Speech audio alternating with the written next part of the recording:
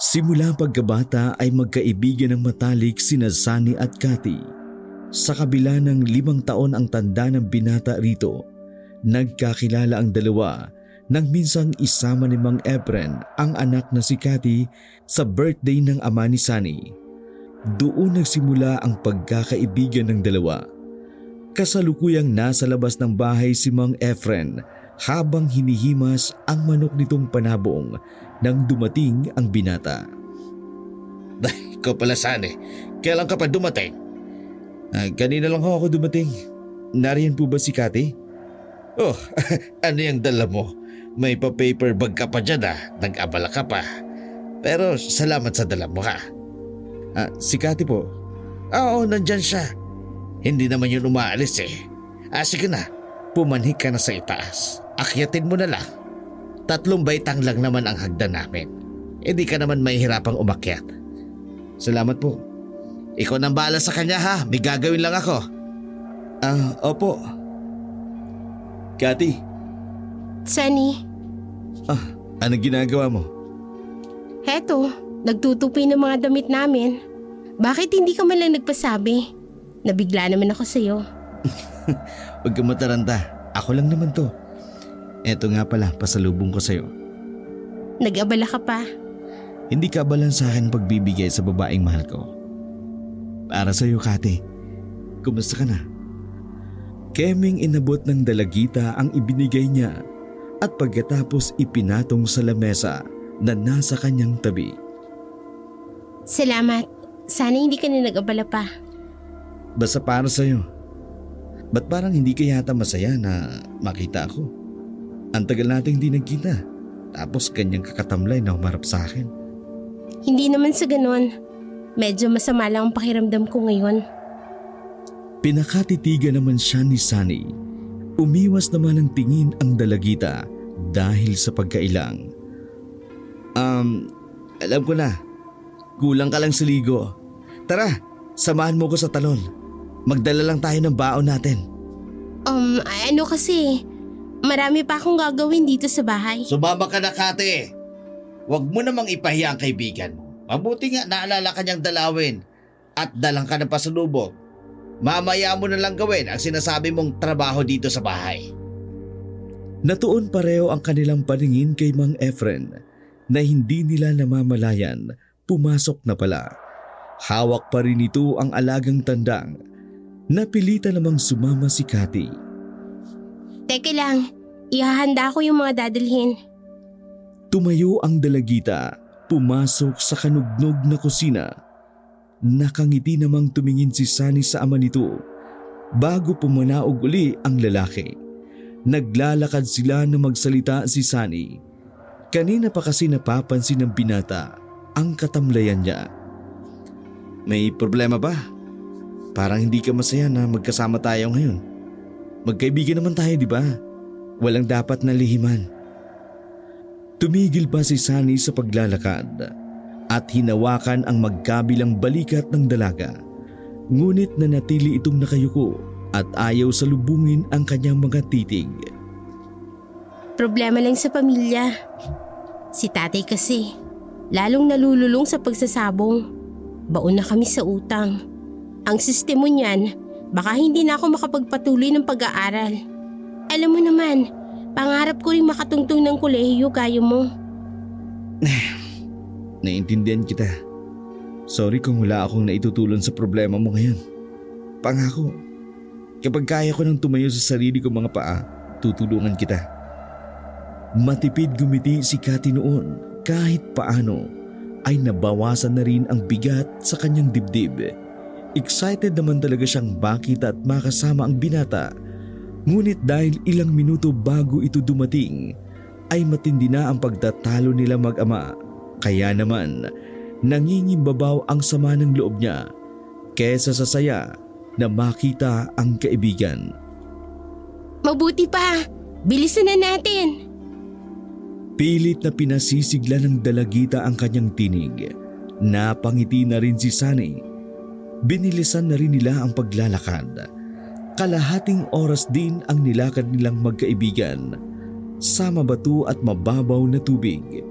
Pagdating sa lugar, Marami ng taong naliligo. Ang iba ay dayo pa sa kanilang lugar. Sikat ang lugar na yon dahil sa talon. Malinaw rin ang tubig. May mga bahaging mabato. Tuwing tag-init ay dayuhin ang lugar na yon dahil hindi lang ang paliligo ang pinupuntahan ng mga tao, kundi maging ang napakaganda nitong tanawin na parang pinila sa magazine, ika nga ng ilan. May isang oras rin silang naligo at tumigil si Cathy. Umupo siya sa malaking bato. Kinuha ang kanilang baon. Lumapit na rin sa kanya ang binata na nakararamdam na rin ng gutom. Isa ito sa namimiss ko kapag nasa kabilang bayan ako. Ano nga pala ang plano mo kapag nakapagtapos ka na? Hindi agad nakapagsalita si Sunny. Pinag-isipan niya kung dapat niya bang isingit ang bagay na yon. Huminga siya ng malalim bago malamlam na tumingin sa dalaga. Gusto ko sanang kapag nakapagtapos ako, magtapat ako ng pag-ibig sa babaeng matagal ko nang gusto. Bakit ba biglang bumilis ang tibok ng puso ko? Para akong napapaso sa mga titik niya. Mabuti pa kumain na lang ako. Parang hindi ako handa sa mangyayari. Namula ka. At ang lakas mong kumain. Kumain ka na rin kasi. Alam ko na masyado pa ito maaga. Pero siguro ito yung tamang pagkakataon para magtapat na ako. Oh, natahimik ka. Hindi ko rin kasi alam ang sasabihin ko. Alam ko na rin ang mga pagkakataong ito. Hindi naman ako inosente sa ganitong bagay. Catherine, gusto sana kitang maging nobya kapag nakapagtapos na ako ng pag-aaral. Ano? Nagbibiro ka ba? Bakit ako? Anong bakit ikaw? Siyempre dahil ikaw yung gusto ko, Cathy. Bata pa lang tayo. Idinambana na kita dito sa puso ko. Teka, Hayaan mo lang ako. Akin ang kamay mo. Sunny. And damin mo ang puso ko. Sunny. Bakit tila napapasok ko sa ginagawa niya? Ang lakas ng kabog ng dibdib ko. Inilagay ni Sunny ang kamay nito sa dibdib kung nasaan ang puso nito. Nanggagapi ni Sunny ang kamay ng dalagita. Parang napasong hinila niya iyon. Bata pa ako, Sunny. At isa pa, wala pa sa isip kong bagay niyan. Gusto ko muna mag-aral. Kung hindi man ay magtrabaho muna. Para matulungan ko ang mga magulang ko. Lalo ng kapatid ko may kapansanan. Handa ako maghintay, Cathy. Kahit gaano pa katagal. Ayokong paasahin ka. Hindi natin hawak ang kapalaran natin. Hayaan mo lang akong mahalin ka. Hanggang maging handa ka na.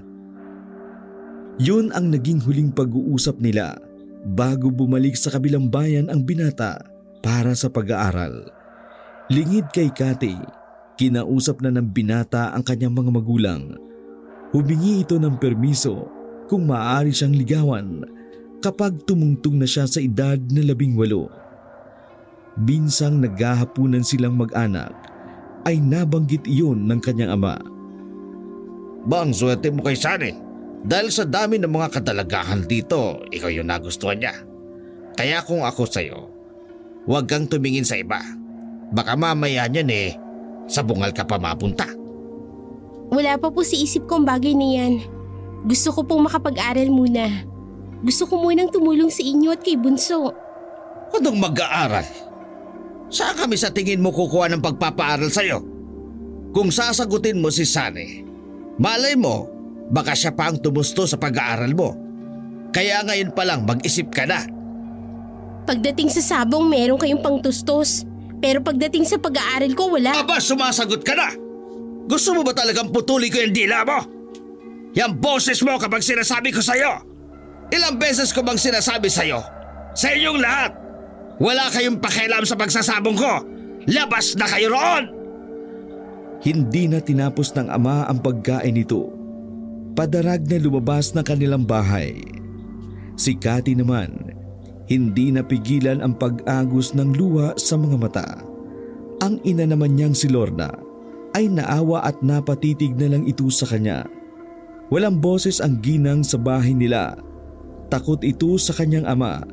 Napasulyap si Cathy sa kapatid nang walang kamalay-malay sa nagaganap sa paligid. Nakatingin lamang ang binatilyo sa kawalan. Dumating ang araw ng pagtatapos ni Cathy sa high school.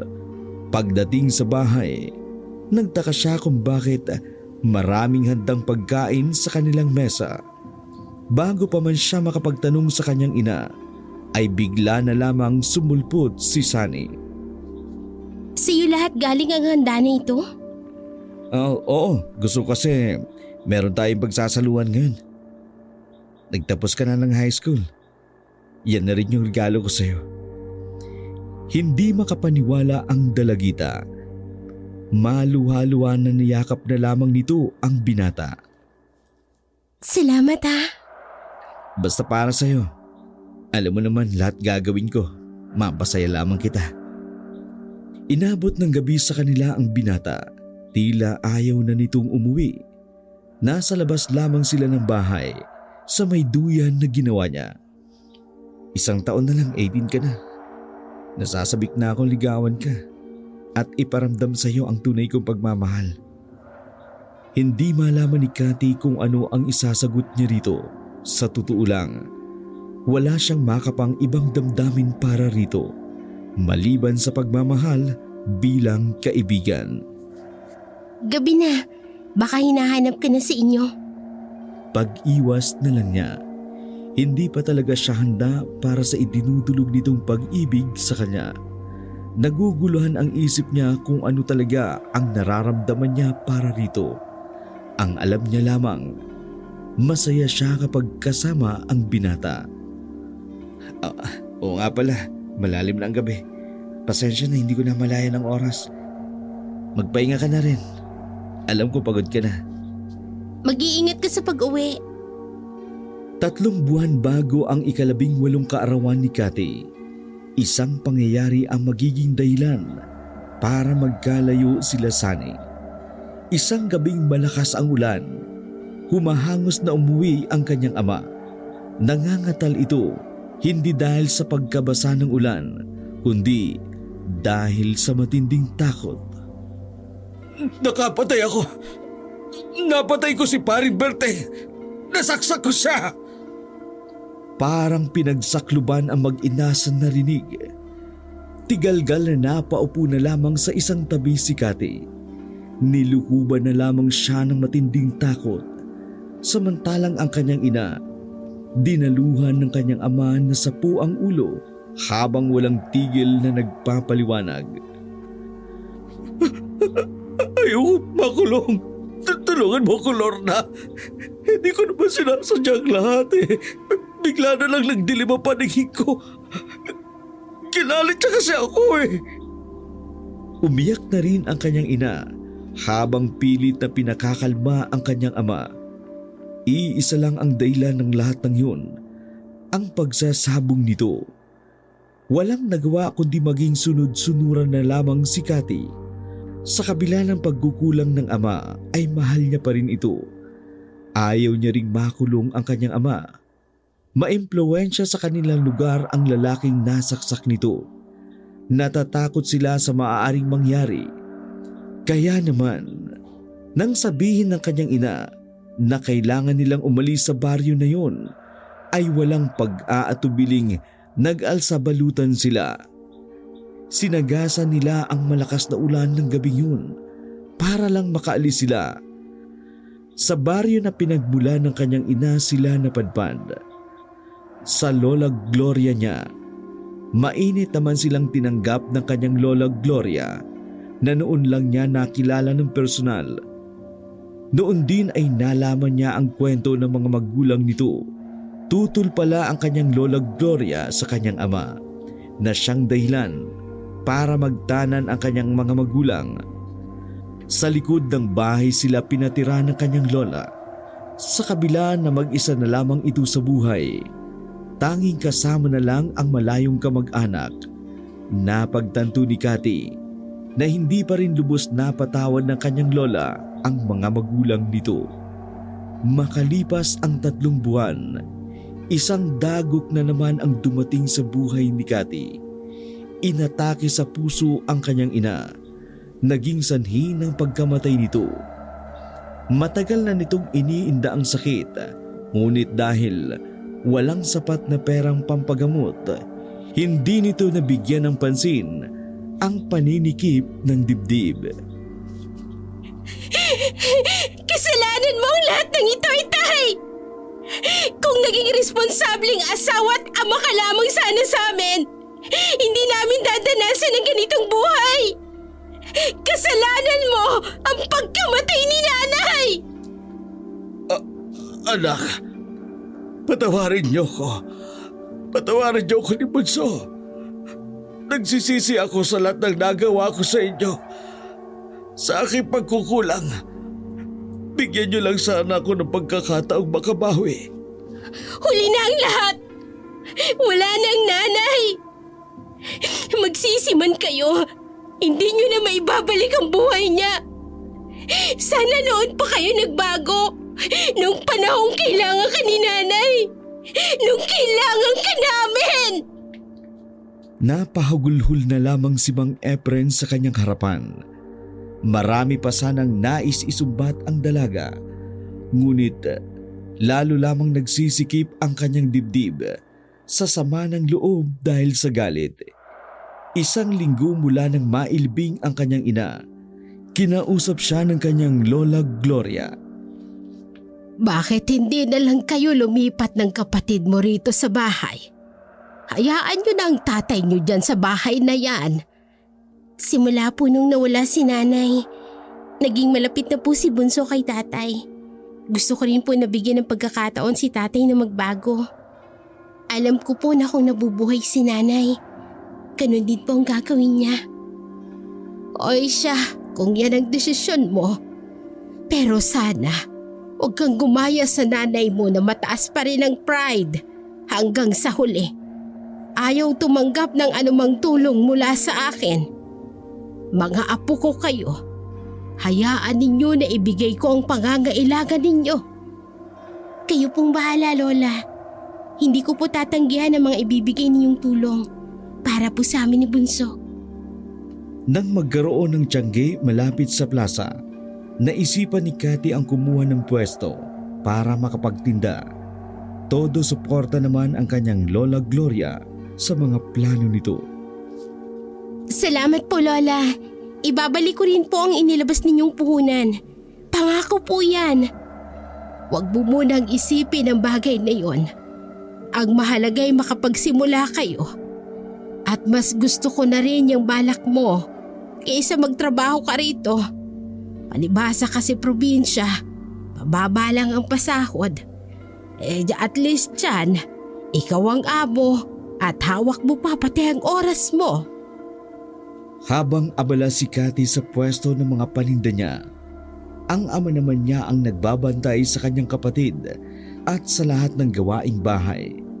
Nang umuwi siya ng gabing yun, naabutan niya ang kanyang ama na gising at sadyang hinihintay siya.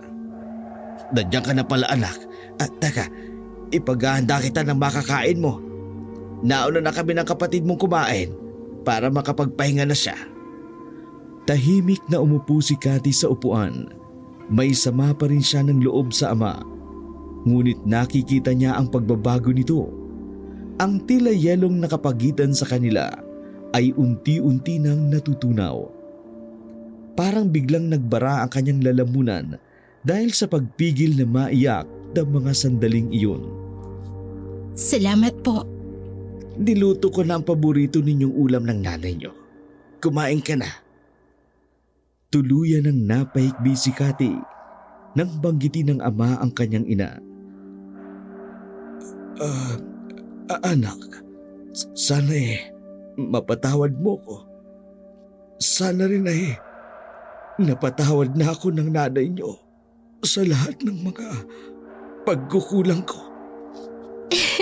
Sigurado po ako na napatawad na po kayo ni nanay. Alam niyo naman kung gaano niyo kayo kamahal Salamat din po, Itay. Pinatunayan ninyo na magbabago nga kayo. Patutunayan ko na nagbago na ako para sa inyo ni Bunso. Hayaan niyo lang ako na magpakaama sa inyo. Tumayo si Cathy para yakapin ang ama na gumanti ng yakap habang lumuluha. Nang araw na yun, malakas ang ulan at hangin dahil sa paparating na bagyo. Kaya minabuti ni Cathy na wag munang magbubukas ng stall. Kapag ganoong wala siyang ginagawa, malimit siyang tumambay sa bahay ng kanyang lola. Hindi sumama ang kanyang kapatid dahil natatakot sa kanilang lola. Hindi kasi ganun kadali na makuha ang loob ng kapatid. Marahil ay dahil sa pagiging special child dito. Nauunawaan naman yun ng kanyang lola kaya hinayaan na lamang.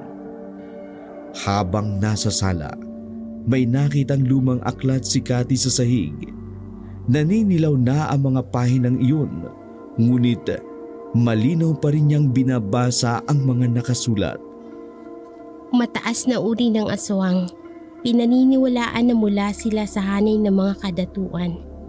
Sila ay mataas na uri ng aswang. Nakakahigit sila sa lakas at bangis kumpara sa ibang uri ng aswang. Natigil sa pagbabasa si Cathy nang dumating ang kanyang lola Gloria. Nanlaki bigla ang mga mata nang makita ang hawak niya. Saan mo nakuha ang aklat na iyan, Iha? Nakita ko lang po ito sa sahig. Baka po nalaglag mula sa taas ng kabinet. Pasensya na po. Hindi ko naman po intensyon na pakialaman. Sa lolo mo ang talaang yan. Diyan niya isinusulat ang mga nilalang ng dilim na nakakalaban niya noon. Itinatala niya ang mga katangian at lakas ng mga ito. Napukaw ng gusto ang interes ni Cathy sa mga sinabi ng kanyang lola. Ibig niyo pong sabihin, Lola, totoong mga aswang? Ganun na nga, Apo. Bago ko pa makilala ang lolo mo, tirador na siya ng mga aswang. Marinig pa lang daw ng mga ito ang pangalan niya, abay nanginginig na ito sa takot. Batid kasi nila na hindi sila bubuhayin ng lolo mo oras na makaharap nila ito. Pero may isang aswang na bukod tanging binuhay ng iyong lolo. Ang aswang na yon ay nabibilang sa uri ng bangkilan. Napatitig naman si Cathy sa hawak na aklat ng kanyang lolo. Ay, Lola, maaari ko bang hiramin ang aklat ng lolo? Gusto ko lang basahin sana ang nilalaman. Ay sige, Apo. Basta ingatan mo lang na hindi mapunit at medyo luma na yan. Opo, Lola. Iingatan ko po ito. Humiling si Cathy na magkwento ang kanyang lola Gloria tungkol sa mga aswang. Pinagbigyan naman siya nito. Mabuti na lamang, 3 araw lang ang malakas na ulan. Agad na ring bumalik sa pagtitinda si Cathy. Minsan tinutulungan siya ng kanyang ama. Iniiwan na lamang nito ang kapatid sa kanilang lola, katulad ng araw na yon. May mga bagong stock siyang dumating. Naruroon din ang kanyang ama upang tulungan siya sa pagsasalansan ng mga iyon. Magpahinga na po muna kayo, Itay. Heto po ang merienda. Kumain po muna kayo. Matapos maisaayos ang mga paninda niya, nagpaalam na rin ang kanyang ama. Pabalik na lamang daw ito para sunduin siya. Nang araw na yun, matumal ang benta niya. Kinuha na lamang niya ang aklat na galing sa kanyang lolo. Muli niyang binasa iyon. Sa sobrang tutok niya sa pagbabasa, hindi na malaya ng dalaga ang paglapit ng isang matangkad na lalaki. Magkano ito? Napaangat bigla ng tingin si Cathy sa lalaking nakangiti na may hawak ng daing na biya na tinda. Agad niyang itinago ang hawak na aklat. 100 ang isang guhit. Bigyan mo nga ako ng 2 guhit at saka Namili pa ang lalaki sa iba pa niyang panindang mga daing. Si Cathy naman ay agad na nagkilo ng daing na biya. Bigyan mo rin ako nitong dried pusit mo, tsaka itong balot-balot na daing. 300 po yan. Masarap po yan, hindi po gaano maalat. Sige, bigyan mo ako ng 6 na balot. Eto po, baka gusto niyong subukan. Isa rin po ito sa binabalik-balikan sa akin. Garantisado pong masarap at talagang hindi po ako mapapahiya sa inyo. Sa pagkamangha ni Cathy, lahat ng inalok niya ay binili ng lalaki. Kaya naman, habang nagsasara siya ng stall, ay hindi niya mabura-bura ang ngiti sa labi. Hindi niya alam kung bakit hindi siya nasundo ng kanyang ama, pero naglakad-lakad lamang siya pauwi. Panatag naman ang kanyang loob na walang masamang mangyayari sa kanya habang sa daan. May 3 lalaki ang humarang sa daan. Mahigpit niyang hinawakan ang bag kung saan naroon ang kanyang benta. Nagpalinga-linga pa ang dalaga sa pagbabaka sakaling meron pang tao.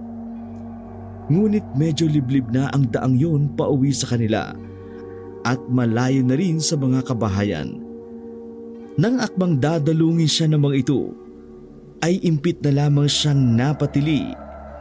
Ang pagdaluhong sa kanya ng mga ito ay napahinto nang sumulpot ang isang lalaki. Napatda ang 3 kalalakihan na parang nakakita ng multo ang mga anyo. Huwag niyong kakantihin ni dulo ng daliri ng babae ito. Dahil kung hindi, sa akin kayo mananagot. Nagkatingin na naman ang 3 bago unti-unting umatras at tumakbo sa iisang direksyon. Binalingan naman ng lalaki si Cathy na nanginginig na rin sa takot. Noon lang naalala ng dalaga na ang lalaki ay ang bumili ng napakarami niyang paninda. Ayos ka lang ba? Oo, salamat sa tulong mo. Sino kaya ang mga yun? Mga dayo ang mga yun dito. Huwag kang mag-alala. Hindi ka nila gagambalain pa. Mabuti pa, ihatid na kita sa inyo. Nakakahiya naman sa'yo. Susunduin sana ako ng tatay ko. Pero hindi ko alam kung bakit hindi niya ako nasundo. Baka may nangyari sa kapatid ko eh. Yun na lang kasing naiisip kong dahilan. Nang mapatingin si Cathy sa lalaki, pinigil nito ang ngiti sa labi. Noon niya lamang napagtanto ang nagawa. Pasensya na kung napadaldal ako hindi naman ako ganito sa estranghero. Dala lang siguro ng nervyos dahil sa nangyari. Naiintindihan ko. Ako nga pala si Kiel. Ako naman si Catherine. Cathy na lang. Matama na tiningnan ni Kiel ang dalaga. Nais sanang sabihin ng binata na matagal na nitong alam ang pangalan ng babae. Kalaunan, napapayag na rin ang dalaga na ihatid ito ni Kiel. Habang sa daan, tinatanong ito ni Cathy. Taga rito ka ba? Para kasing kanina lang kita nakita nung bumili ka ng mga paninda ko. Ang mga magulang ko ay lehitimong taga rito talaga. Ako naman, kailan lang ako dumating. Nasa Kakahuyan ang bahay namin. Bakit doon? Pasensya na kung maurirat ako. Hindi ba delikado doon? Wala bang mababangis na hayop na nakatira doon? Sabi kasi ng lola ko, halos lahat daw ng mababangis na hayop nandun na sa Kakahuyan na yun. Kaya nga walang naglalakas ng loob na taga rito na pasukin yun. Sa tagal ng paninirahan ng mga ninuno ko sa lugar na yun, hindi sila takot sa mababangis na hayop na nakatira doon. Dahil sa huntahan nila, hindi nila namalayang pareho na malapit na sila sa gate ng bahay ng kanyang lola Gloria. Nandito na tayo sa inyo. Paano mo nalaman na dito ako nakatira? Madalas akong dumadaan dito. May ilang beses na rin kitang nakitang galing dyan. Salamat ulit.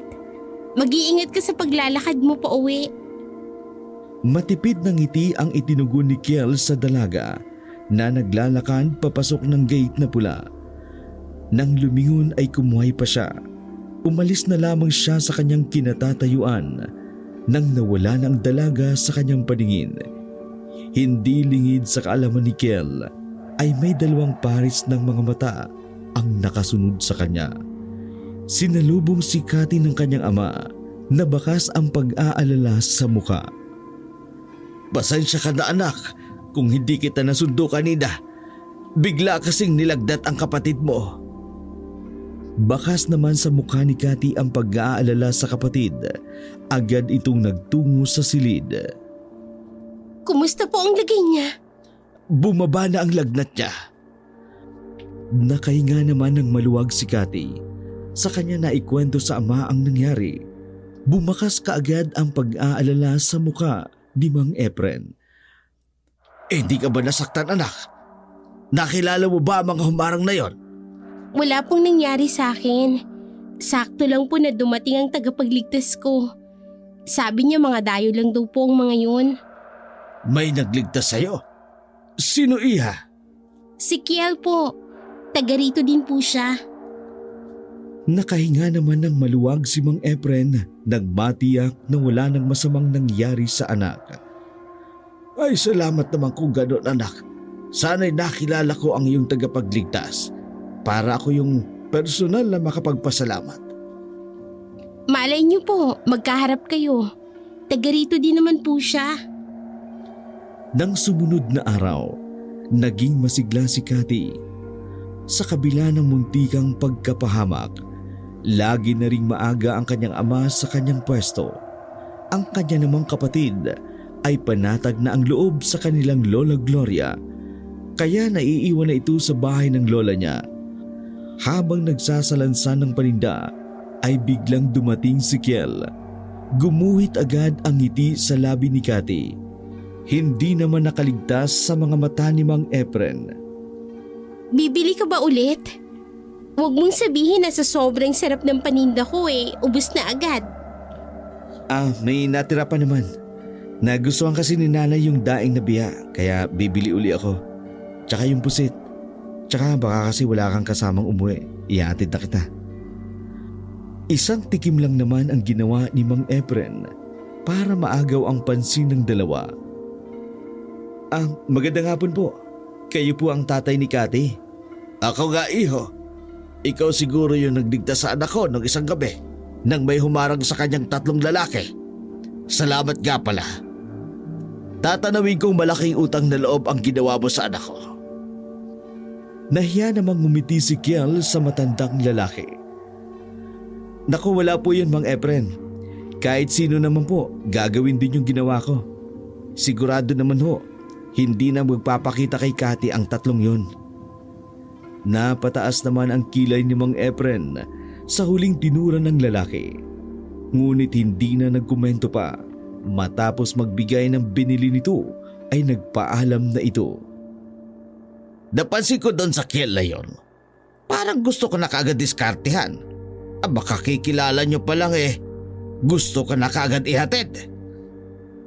Puna ni Mang Efren habang naglalakad sila pauwi.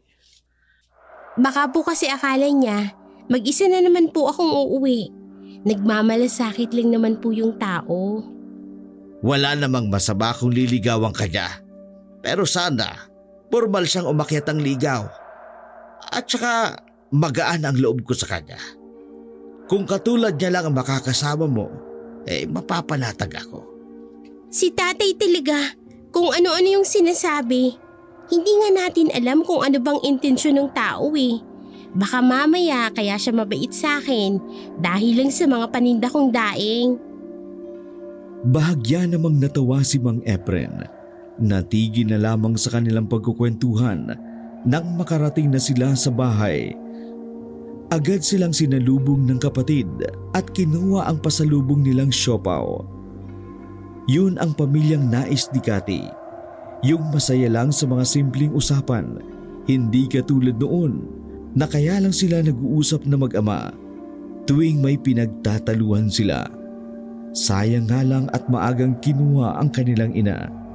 Panaka-naka pa rin inaalala ni Cathy ang mga nangyari sa kanila sa dati nilang tinitirhan. Maging ang mga naging kaibigan nito at si Sunny. Tuwing gabi, naiisip niya pa rin ang binata. ng mga sumunod na araw, maraming tao sa plaza. Palibhasa kasi, malapit na ang piyesta. Kahit katulong na ni Cathy ang ama, ay hindi pa rin siya maganda o gaga sa mga ginagawa sa tindahan. Baka naman pwede ako mag-apply na tindero. Sandaling napatulala si Cathy sa biglang pagsulpot ng nakangiti pang binata sa harap ng tindahan. Sige ba? Kaya lang mura lang ako magpasahod. Pakikisakay naman ng dalaga rito. Tumawa naman si Kiel saka nagpaalam kung maaari itong pumasok. Naruroon na rin si Mang Efren na natatawa na lang sa kanilang palitan ng mga salita. Pagdating ng 3:00, nagpaalam na ang kanyang ama. Baka raw hinahanap na siya ng kapatid. Nandito naman si Kel. Siya na ang bahala sa'yo pag uwi mamaya.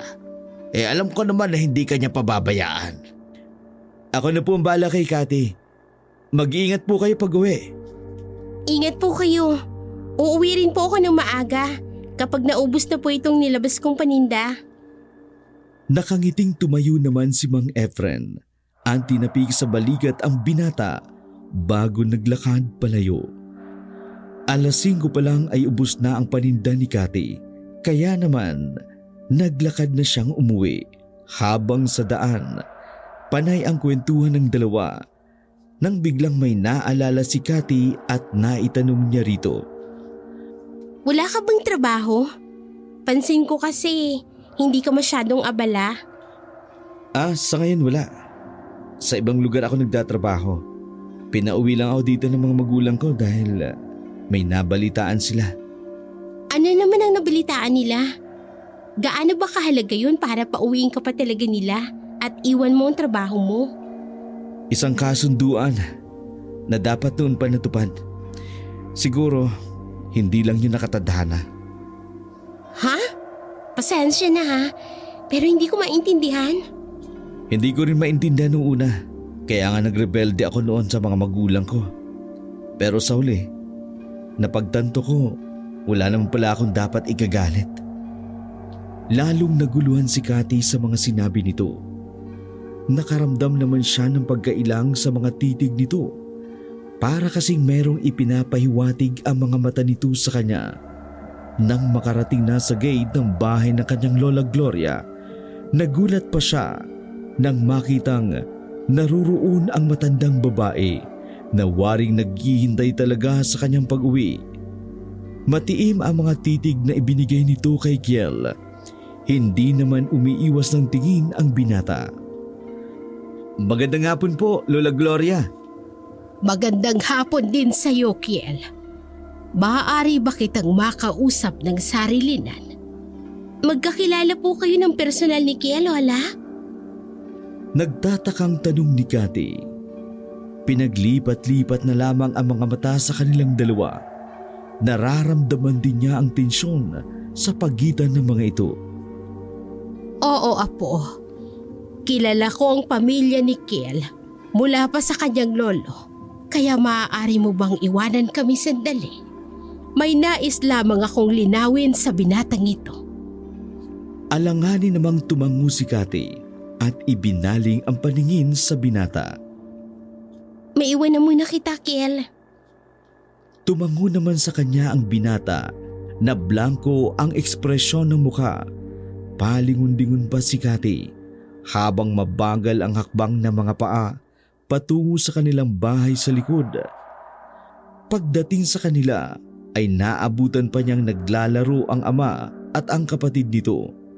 Lumapit siya sa ama, saka walang imik na nagmano. Nasaan ba si Kel?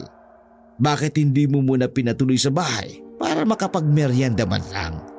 Para makilala rin siya ng kapatid mo. Iimbitahin ko sana. Kaso kakausapin daw po ni Lola Gloria. Napakunot ng noo si Mang Efren at napatitig sa kanya. Kilala ba ng lola mo si Kel? Ang pagkakaintindi ko po, mula po sa lolo ni Kiel ay kilala na po ni Lola. Hindi naman po nakakapagtaka yun. Dahil ang sabi ni Kiel, lihiti mo pong taga rito ang pamilya niya. Sa loob po ng kakahuyan sila nakatira. Ay, baka lang gustong makatiyak ng lola mo kung ano ang hangarin ni Kiel. Mabuti na yon para mas makilala natin ang kanyang pagkatao. Hindi naman nagkomento pa si Cathy. Iba kasi ang kutob niya. Para bang hindi lang iyon simpleng pakikipag-usap. Iba ang ibinabadya ng mga titig ng kanyang lola sa binata. Matuli na lumipas ang 1 linggo na hindi pa nagpapakita si Kiel sa dalaga. Malakas ang pakiramdam niya na may kinalaman ang kanyang lola sa hindi pagpapakita ng binata. Nahihiyaman siyang kumprontahin ang kanyang lola. Halata tuloy ang pagiging matamlay niya kahit sa tindahan. Parang may kulang sa araw niya na hindi makita ang binata. Para bang labis ang pangungulila nito. Angad na sinawata ang sarili sa pag-iisip ng kung ano-ano. Wala siyang karapatang makaramdam ng ganong bagay dahil kaibigan lamang siya ng binata. Ay, ano kayang nangyari kay Kiel? Bakit hindi na siya nagagawi rito? Tanong ng ama habang nasa tindahan sila, kasalukuyang walang namimili ng mga oras na yun. Baka po busy lang. O di kaya'y bumalik na po siya sa trabaho niya. Nabanggit po kasi niya dati. Hindi siya rito nakatira kundi sa ibang lugar. Pinauwi lang daw po siya ng kanyang mga magulang. Eh bakit hindi mo lang nagawang magpaalam? Kahit malang sana sa'yo. Tay naman, hindi niya po obligasyon na magpaalam sa akin. Bahala siya kung hindi siya magpakita pa kahit kailan. Sasagot pa sana si Mang Efren nang biglang may bumili na ali. Siya lang ang umarap dito dahil siya naman ang nakapwesto sa harap. Nang minsan maaga silang nakauwing mag-ama, sandaling nagpahinga si Cathy at saka dinalaw niya ang kanyang lola Gloria sa kanilang bahay. Naabutan niya itong naggaganchilyo. Dapat dalaw ka, iha. Hindi ka ba abala sa tindahan ngayon?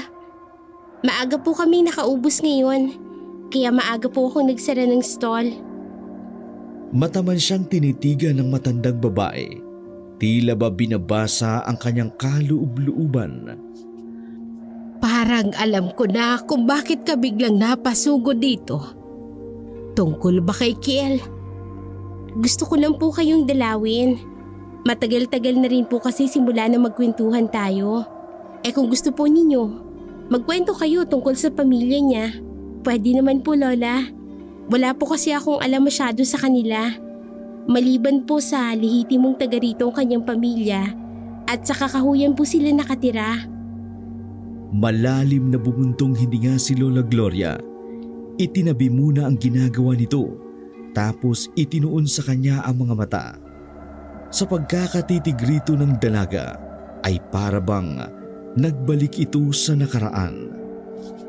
Ang lolo ni Kiel at ang iyong lolo Adrio ay naging matalik na magkaibigan hanggang sa huling hininga nila sa mundong ito. Sa sobrang lalim ng kanilang pagkakaibigan ay nagkasundo sila na balang araw ang mga anak nila ay ipagkakasundo nila sa isa't isa para mas lalong tumibay ang kanilang pagkakaibigan. Ngunit hindi ipinahintulot ng tadhana. Iba ang naging kapalaran ng iyong ina at ang ama ni Kiel. Magkaganon man, umasa pa rin sila na balang araw ay matutupad ang kasunduang iyon sa magiging apo nila. Minsan nakausap ko na ang mga magulang ni Kiel na sina Mariano at Isabel. Umaasa pa rin sila na matutupad ang kasunduan na iyon sa inyong dalawa ni Kiel. 1 buwan pa lang kayong nakatira rito nang malaman nilang nagbalik na ang iyong ina. Napaamang na lamang si Cathy sa revelasyon na yun ng kanyang lola.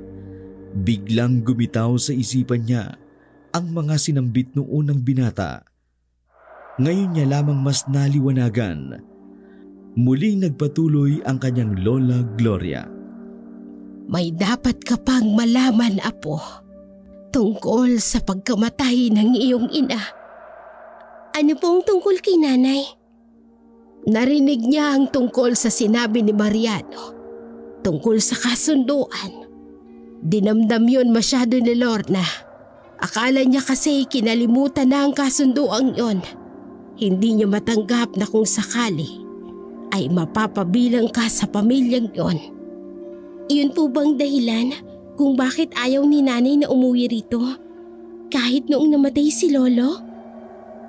Marahang tumango ang kanyang Lola Gloria. Naalala bigla ni Cathy ang mga panahon na umiiwas na pag-usapan ng kanyang ina ang tungkol sa lugar na pinanggalingan nito. Ang pag-iwas nito sa kanyang pag-uusisa, napatitig na lamang siya sa kanyang Lola Gloria. Nais niyang samantalahin ang pagkakataong iyon. Marami pa siyang nais malaman.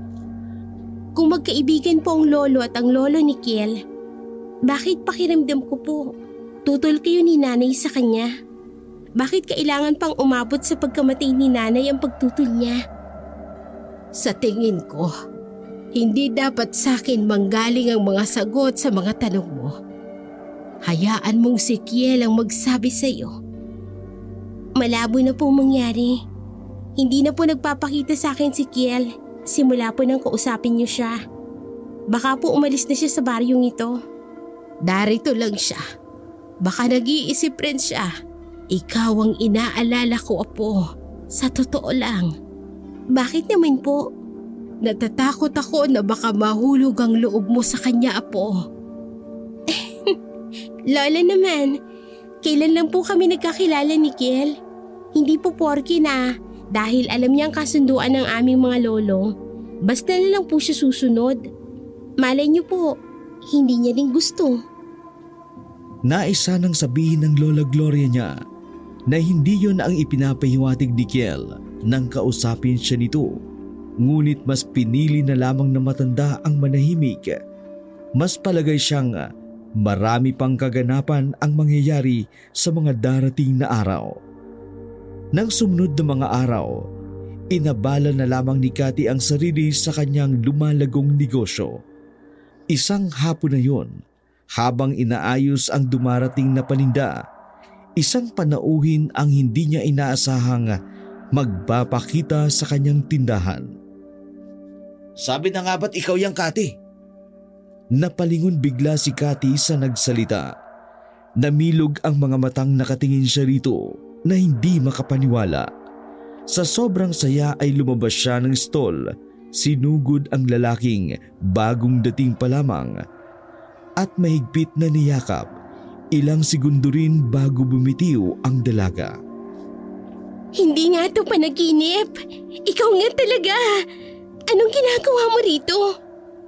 Gaya mo, nasurpresa rin ako nang makita kita rito. Naimbitan kasi ako ng isa sa mga kaibigan kong taga rito. Mabuti na lang, pinilit nila akong sumama rito. Yun pala, dito lang kita matatagpuan. Hindi pa napapawi ang ngiti ng dalawa habang nagkukumustahan. Samantala, nagbabaga naman ang mga mata ni Kiel habang nakatanaw sa kanila. Kahit may araw pa, hindi nito maikubli ang tunay na nararamdaman ng kanyang anyo. Mabilis na lamang siyang tumalikod at naglakad palayo para walang makapansin. Alam mo bang matagal kitang hinanap? Kung saan-saan ako nakarating, dito lang pala kita matatagpuan. Bakit ba kayo biglang umalis? Hindi man lang nagpaalam sa akin. Ramdam ni Cathy ang pagtatampo nito sa tono ng boses. Umiwas na lamang siya ng tingin. Gulong-gulong isip namin noon dahil sa ginawa ni tatay. Natakot kami na baka kami ang balikan ng pamilyang naagrabyado niya. Kaya sa taranta namin, umalis kami doon. Kasalanan ito ng tatay mo. Pati kayo dinamay niya. Kasama niyo ba siya? Nabigla naman si Cathy sa sinabi nito. Hindi akalain ng dalaga na magsasalita ng ganun ang binata. Bigla rin siyang nakaramdam ng pangamba para sa kanyang ama na bumibili ng pagkain nila. Marahan siyang umiling habang pinabulaanan na kasama nila ang kanyang ama. Mag-isa siyang tumakas ng gabing yon. Kaya lang namin nalaman dahil sa kapitbahay. Hindi ko alam kung nasan si tatay ngayon. Kumusta yung nasaksak niya? Nakaligtas naman. Kaya lang pinaghahanap pa rin niya ang tatay mo. Pati ang tatay ko hinahanap siya dahil malaki ang utang niya. Perwisyo talagang tatay mo. Mabuti na lamang hindi niyo siya kasama. Kaya lang naman ako mabait sa kanya dahil sa'yo. Dahil kahit ganun siya, tatay mo pa rin siya. Napaamang na lamang si Cathy, hindi makapaniwalang makapagbibitiw ito ng ganong kaanghang na salita laban sa kanyang ama. Alumpihit pang umalis si Sunny, ngunit marami ng tao. Hindi siya maharap ni Cathy. Gusto niya man sanang sabihin na magsasara na lamang ito, ngunit dagsa ang mga oras na yun ng mga mamimili. Napilitan na lamang ibigay ni Cathy ang address ng bahay. Bahala na kung paano ang gagawin niya para hindi makita ng binata ang kanyang ama. Buong araw na laman ng isipan ni Cathy ang pagkikita nila ng binata, maging ang galit nito sa kanyang ama.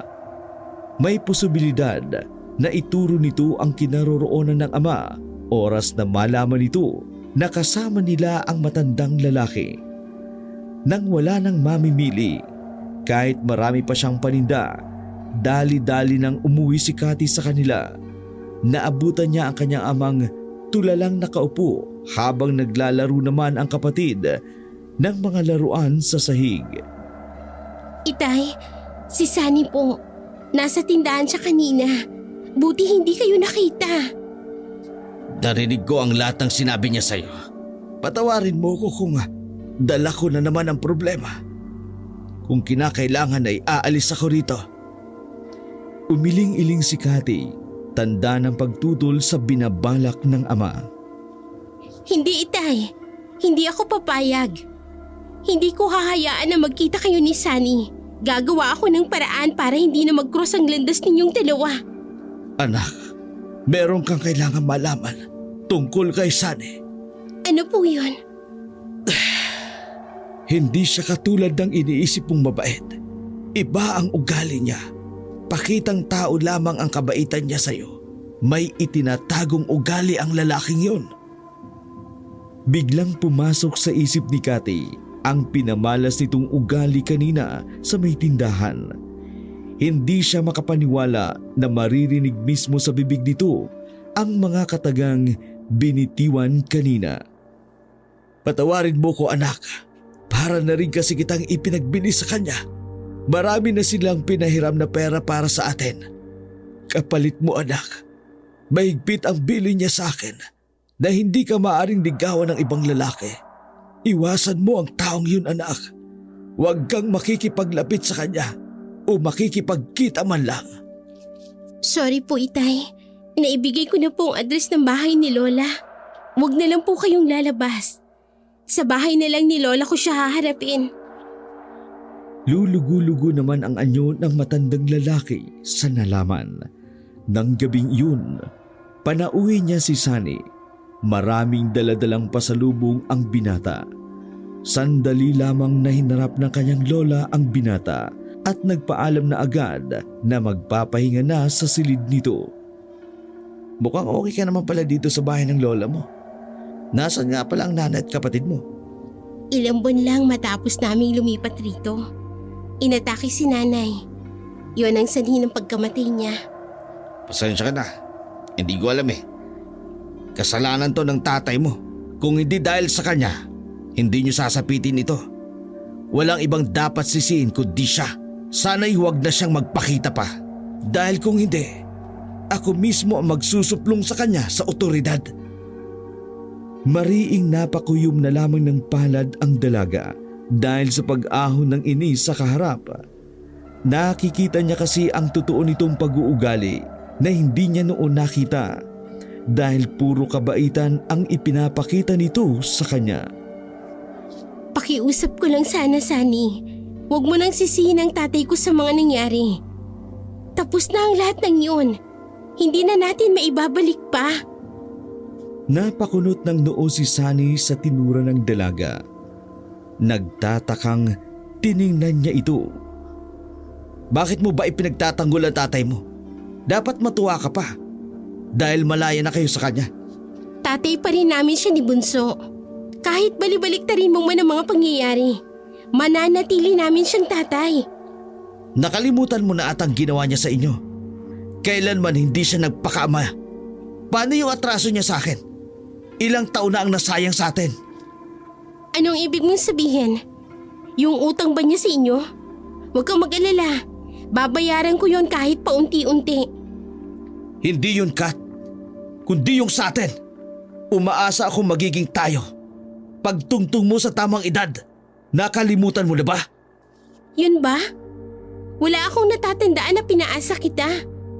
Hindi ko rin hiniling sa'yo na regaluhan mo ako ng kung ano-ano para umasa ka na magiging tayo. Hindi nagbagong damdamin ko sa'yo bilang kaibigan. Kitang-kita ni Cathy ang pagdilim ng anyo ng binata at pag-igtingan ng mga panga nito habang nakatingin sa kanya. Mabuti pa umalis ka na. Gabi na, kailangan ko na rin magpahinga. Mahinaw nang sinabi ni Cathy nang hindi tumitingin rito. Dahan-dahan namang tumango ang binata. Ngunit hindi agad humakbang palabas. Cathy, hindi ako papayag na masayang lang ang ilang taong paghihintay ko sa'yo. Noon pa kita idinambana sa puso ko. Hindi ako papayag na iba ang mahalin mo maliban sa akin. Hindi pa ito ang huli nating pagkikita. Nakahinga ng maluwag si Cathy nang umalis ang binata. Wala siyang nakapang pagsisisi sa mga sinabi nito.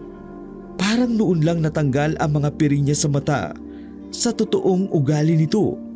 Kaya pala hindi niya magawang humanga rito bilang isang lalaki. Nang sumunod na araw, pinuntahan siya ni Sunny sa kanyang pwesto. Marami ng tao roon sa paligid dahil kinabukasan na ang piyesta. Pamali-mali tuloy siya sa kanyang ginagawa dahil sa presensya ng binata. Babalik na lamang ako kapag hindi ka na busy. Walang tugon mula sa kanya kaya umalis na lamang ito. Sinabayan na rin niya ng pagsara ng istol niya. Kahit nanginayang siya sa kikitain ng araw na yon. Pagdating sa bahay ng kanyang lola, idinaing niya rito ang kanyang problema. Unang kita ko pa lang sa lalaking yon. Mabigat na ang loob ko. Hindi ko siya gusto para sa'yo. Sino naman po ang gusto niyo para sa akin? Si Kiel? Pabirong turan niya sa matanda. Kunyari namang inismiran siya nito. Kung itsura lang din ang pagbabasihan, wala pa siya sa kalingkingan ng kakisigan ni Kiel. Hindi naman nakapagtataka yun. Nasa dugo nila ang pagiging makisig at maganda. Pero hindi na po siya nagpapakita pa. Namimiss ko na nga siya. Lagi siyang laman ng isipan ko bago ako matulog. Pagising ko sa umaga, siya na naman. Kahit saan ko po ibaling ang mga mata ko, laging siya po yung nakikita ko. Minsan nga po naiisip ko na sana siya na lang ang kausap ko at hindi si Sunny. Posible po bang pag-ibig na ito, Lola? Kahit na sandaling panahon pa lang po kami nagkakakilala. Pag-amin ni Cathy sa kanyang lola, para kasing sasabog ang dibdib nito sa sunod-sunod na revelasyon na kanyang natanggap sa mga nagdaang araw. Walang imposible sa pag-ibig, Apo. Hindi basihan ang tagal ng pagkakakilala ng dalawang tao. Katulad ninyo ni Sunny, bata pa lang ay magkakilala na kayo.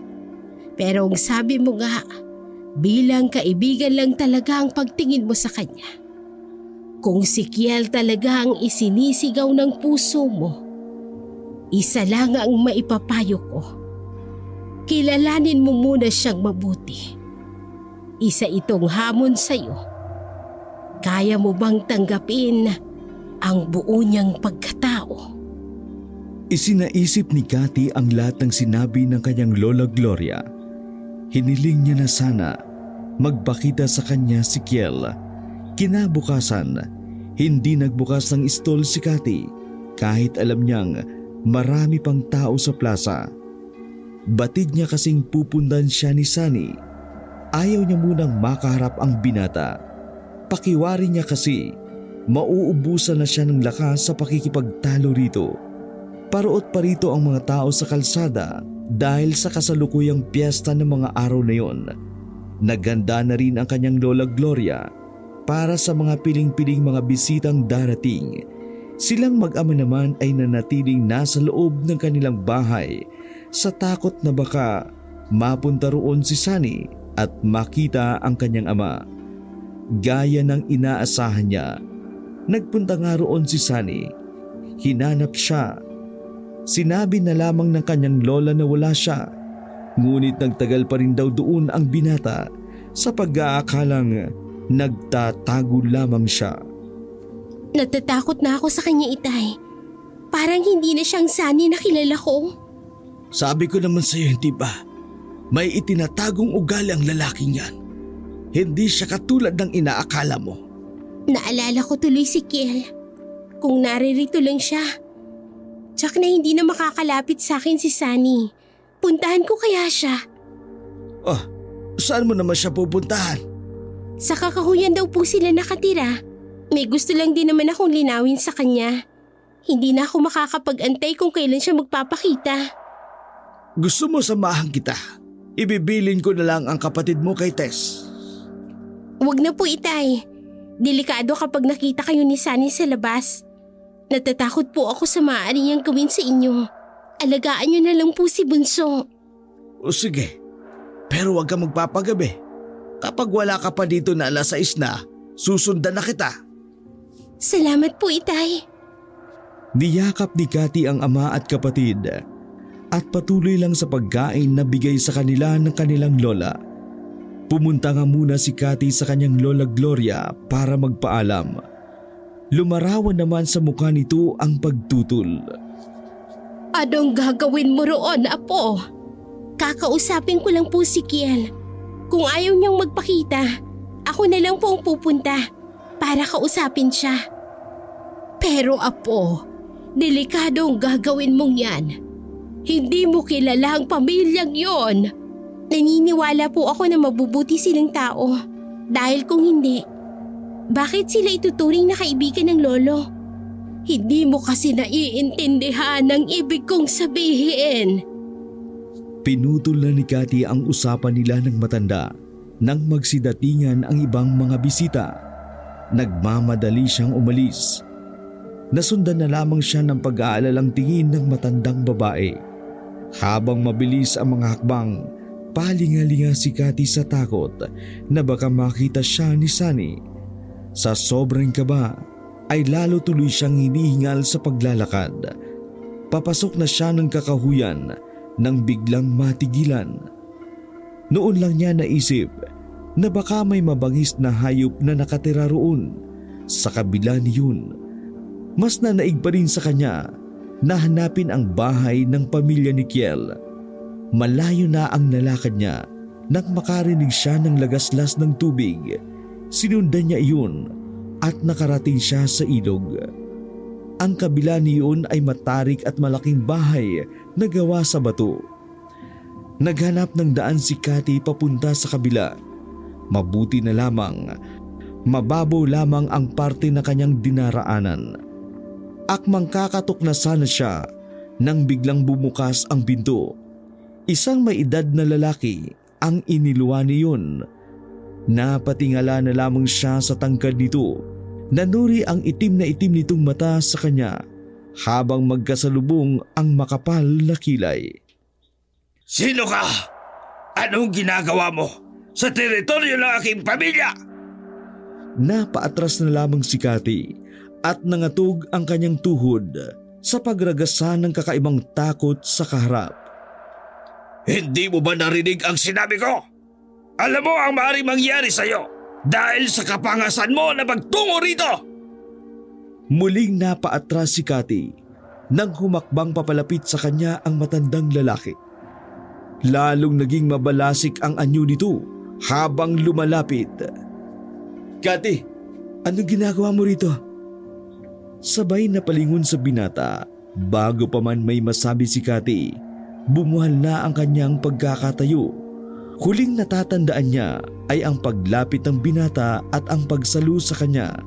Nagising na lamang si Cathy sa hindi pamilyar na lugar.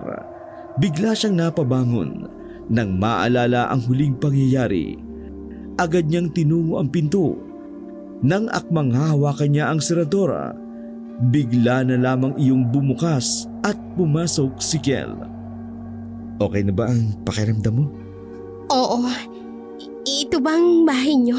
Sino ba yung nakakatakot na matandang lalaki kanina? Siya ang tatay ko. Pasensya ka na kung natakot ka niya kanina. Hindi ka niya kasi kilala. Akala ko talaga kakainin niya na ako ng buhay kanina eh. Bahagya namang natawa sa kanya ang binata. Pagkatapos, seryoso itong nagtanong sa kanya. Ano ba kasing ginagawa mo rito? Kasi gusto kitang makausap. Para ano pa? Masaya ka na sa lalaki nakita kong niyakap mo. Pinuntahan ka pa sa inyo. Kaibigan ko lang yun. Kababata ko siya sa dati naming tinirhan. Hindi kumibo si Kiel. Nakatitig lamang siya sa dalaga na tila sinusuri ang sinabi nito. Kaya pala ako nandito. Para sa sinabing kasunduan ng mga lolo natin. Marami akong gustong malaman. Nahihiwagaan ako sa mga sinabi ni Lola. Ano bang meron sa pamilya niyo, Kiel? Ang dami kong tanong na ang sabi ni Lola Gloria. Ikaw lang daw ang makakasagot. Lahat ng tanong mo sasagutin ko. Pero bago yun, sagutin mo muna ang nag-iisa kong tanong. Mahal mo ba ako?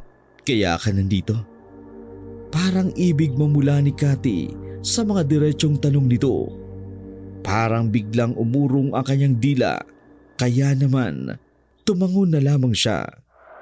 Namalayan na lamang ni Cathy na nakakulong na siya sa mga bisig dito. Naabutan na lamang nilang nasa labas na ang mga magulang ni Kiel. Pormal na ang mukha nila na tumingin sa kanila. Pasensya ka na sa inasal ko kanina. Hindi ko alam na ikaw pala ang apo ni Antonio. Ang matalik na kaibigan ng aking ama. Ihatid ko na po siya sa kanila. Sige lang, Kiel. Pero tiyakin mo lang na muli siyang babalik rito. Makahulugang saad ng ama ni Kiel. Napasulyap naman si Cathy sa binata. Nais sana niya ng kasagutan sa nais ipahiwatig ng ama nito. Ngunit nanatiling tikom ang bibig ng binata. Bago siya hilahin ni Kiel paalis ng lugar niyon, magalang pa siyang nagpaalam sa mag-asawa. Gumanti naman ng matipid ng ngiti ang mga iyon. Akala ko ba sasagutin mo lahat ng katanungan ko? Oo naman, pero may nais lang akong ipakita sa'yo. May kinuha si Kiel sa likod ng kanyang pantalon. Iniabot niya iyon sa dalaga. Nanlaki naman ang mata ni Cathy na pinalipat-lipat ang mga mata sa hawak niya at sa kanyang muka. Bago marahang kinuha sa kamay ang aklat. Paano napunta sa iyong aklat na talaan ni Lolo? May ilang beses ko itong nakitang binabasa mo kapag walang bumibili. Alin sa mga nakasulat dito ang nagustuhan mo at binabalik-balikan mong basahin? Ang aswang na bangkilan. Silang natatangi sa lahat para sa akin. Hindi lang sila basta mga uri ng aswang. Mula pa sila sa hanay ng mga kadatuan. Mula sa maharlikang angka ng uri nila. Misteryoso namang humiti sa kanya ang binata. Siguro may naikwento na sa'yo ang lola mo. Maliban sa kung saan nag-ugat ang kasunduan ng dalawang pamilya. 2 beses nang iniligtas ng lolo mo ang aking lolo. Para makabawi sa kanya, tinanong ng lolo ko kung ano ang nais niya. Noong una, hindi makapaniwala ang lolo ko sa hiling niya. Ngunit, porsigido ang iyong lolo. Nais siyang maging bahagi ng aming pamilya. Kaya pinagkasundo niya ang aking ama at ang iyong ama. Ngunit hindi pumayag ang iyong ina sa kasunduan. Tumakas siya at sumama sa iyong ama. Ngunit hindi nawala ng pag-asa ang ating mga lolo na balang araw, matutupad rin ang matagal na kasunduan. Kung ganon, dahil sa kasunduan, kaya ka nakikipaglapit sa akin? parang may kirot na nararamdaman si Cathy sa kanyang dibdib. Tila nabasa naman ni Kiel ang laman ng kanyang isip. Unang kita ko pa lamang sa'yo. Minahal na kita. Nung una, nagre-rebelde ako. Nung pilit akong pinauwi ng mga magulang ko. Pero naglaho yun na masilayan kita. Sinabi ko sa sarili ko na ikaw nga ang babaeng inilaan sa akin. Anong lihim ng pamilya niyo? Alam mo bang inatake ang nanay ko? Nang malaman niya na gusto pa rin ng ama mo na ituloy ang kasunduan ng mga lolo natin sa pamamagitan nating dalawa. Hindi napigilan ni Cathy ang paghikbi nang maalala ang ina. Inalo naman siya ni Kiel. Gusto kong malaman kung ano ang nasa likod ng kasunduan na yon. Mataman lamang siyang tinitigan ng binata. Napansin niyang biglang dumilim ang paligid. Lumakas rin ang hangin sa paligid. Bumigat ang kanyang pakiramdam. Nang mapatingin siya sa binata, nakatungo lamang ito kaya hindi niya makita ang muka. Kiel, anong nangyayari? Ipapakita ko sa iyo kung ano ang nasa likod ng kasunduan. Mismong sa harapan ni Cathy, nagpalit ng anyo ang binata. Humaba ang mga kuko nito sa daliri. Tinubuan rin ng balahibo sa braso at pangil. Naging kulay pula ang mga mata nitong nakatunghay sa kanya. Umangil ito ng malakas na nagbigay ng kilabot sa kanya. Isang tili ang kumawala sa kanya. Dinidikta ng isipan niya na tumakas siya, ngunit parang itinulos na siya sa kanyang kinatatayuan. Sandali lamang niyang nasilayan ang totoong anyo ng binata. Ngunit labis iyong nagbigay sa kanya at nagpasindak. Nanginginig pa rin sa matinding takot si Cathy. Kahit nagbalik na sa dating anyo ang binata. Ngayon, sabihin mo sa akin kung kaya mo bang mahalin ng katulad ko. Hindi nagawang magsalita ni Cathy.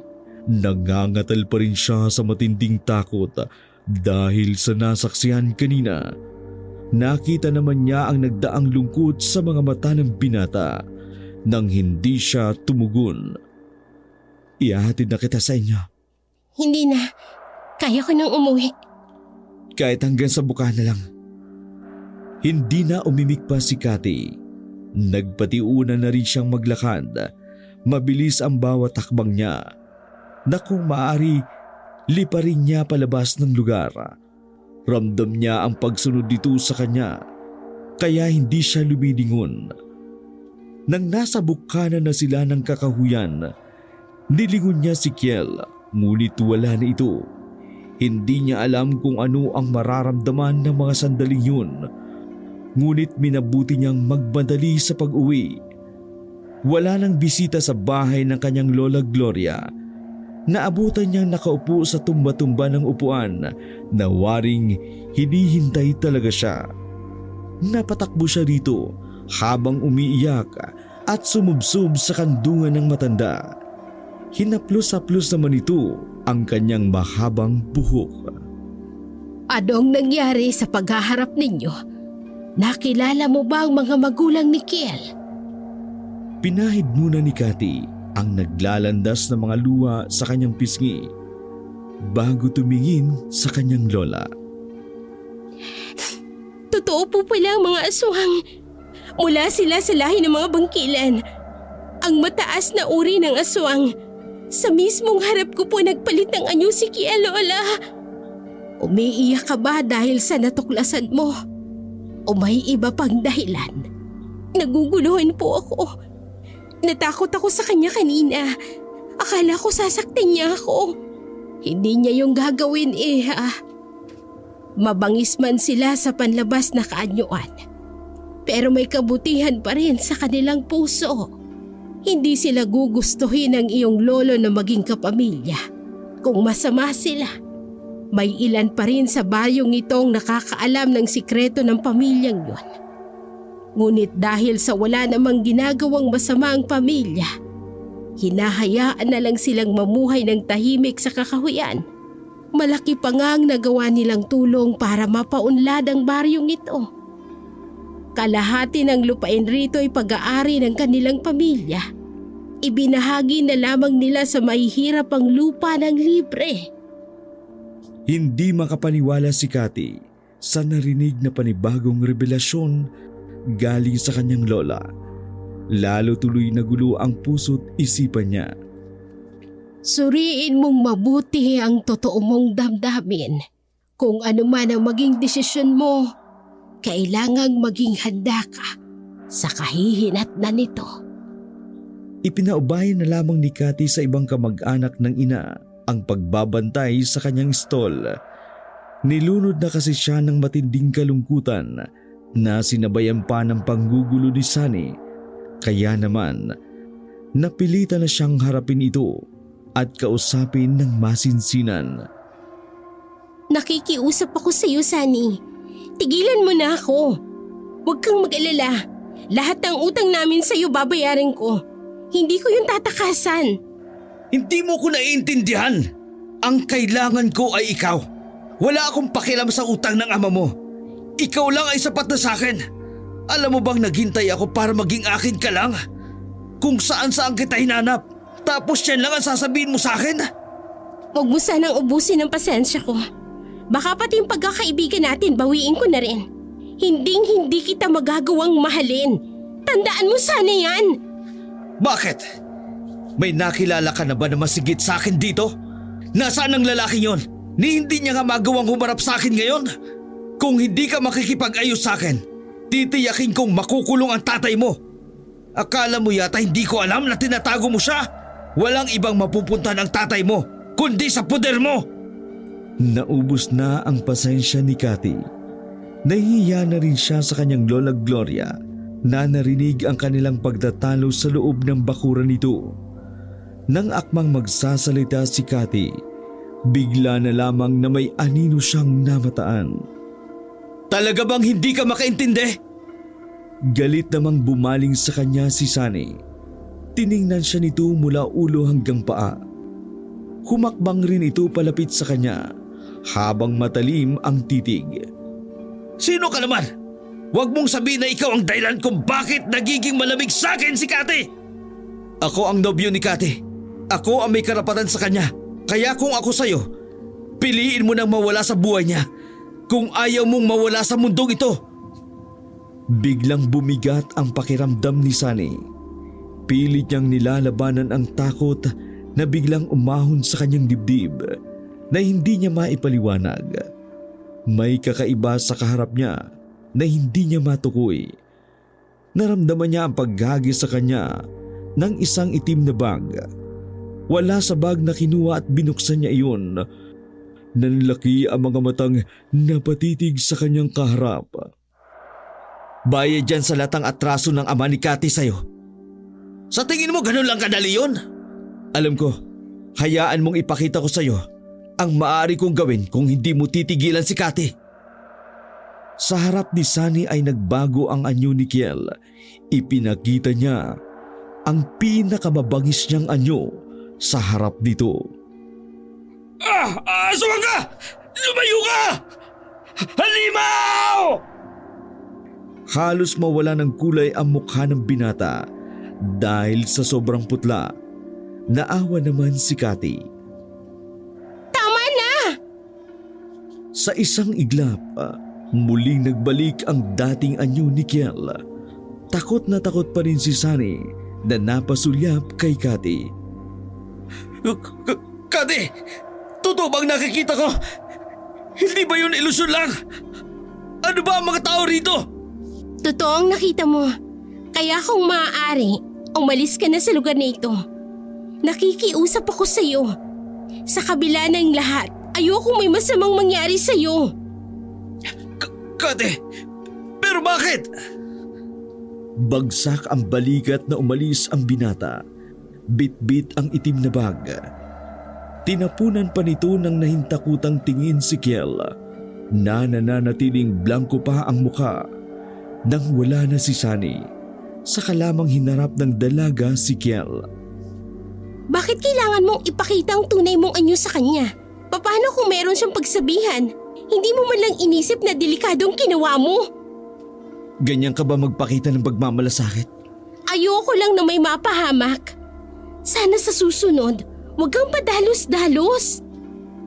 Tumango naman si Kiel. Kitang-kita sa mukha nito ang pag-aalangan na lumapit sa kanya. Kaya siya na ang lumapit rito. Hindi na nito napigilan ang pagsilay ng ngiti sa labi. Hindi ka ba natatakot sa akin? Noong una, siguro normal lang naman ang naging reaksyon ko.